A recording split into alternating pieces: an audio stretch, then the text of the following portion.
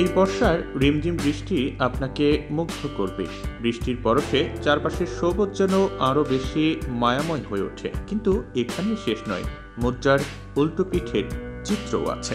এই ঋতুতে সবচেয়ে বেশি অসুখের ভয় থাকে। এ সময় নিজেকে সুস্থ রাখার জন্য কিছু খাবারের দিকে মনোযোগী হতে হবে। বিশেষ করে কিছু চা এক্ষেত্রে উপকারী হতে পারে। চলুন জেনে নেওয়া যাক বর্ষায় সুস্থ থাকতে কোন চা পান করলে বেশি উপকার পাবেন। প্রথমেই লেবু চায়ের কথা বলা যেতে পারে। চায়ের সঙ্গে লেবু মিশিয়ে খাওয়া হয় নিশ্চয়ই। কেবল বর্ষাকালে নয়, বরং বছরের অন্যান্য সময়েও লেবু চা পান করলে নিজেকে সুস্থ রাখা অনেকটাই সহজ হয়ে যাবে। এই চা আপনাকে হাইড্রেটেড রাখার পাশাপাশি দূরে রাখবে অনেক অসুখের থেকেও। লেবু চা পান করলে আপনি অনেকটাই সতেজ অনুভব করবেন।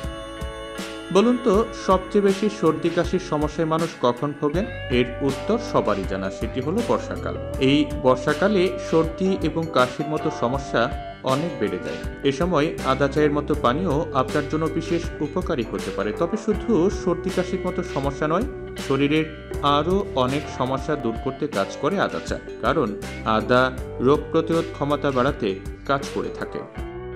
এলাচের সুগন্ধ আপনার রান্নাকে আরও আকর্ষণীয় করে তোলে, তাতে কোনো সন্দেহ নেই। কিন্তু এর তৈরি চাও যে ভীষণ উপকারী, সে কথা কি জানতেন?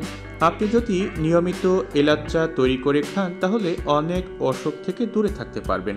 এলাচ অ্যান্টিঅক্সিডেন্ট এবং ভিটামিন সমৃদ্ধ। বর্ষাকালে এই চা বেশি উপকারী। বিশেষ করে ঋতু পরিবর্তনের ফলে যেসব অসুস্থতা দেখা দেয় তা সারাতে কাজ করে এলাচ চা।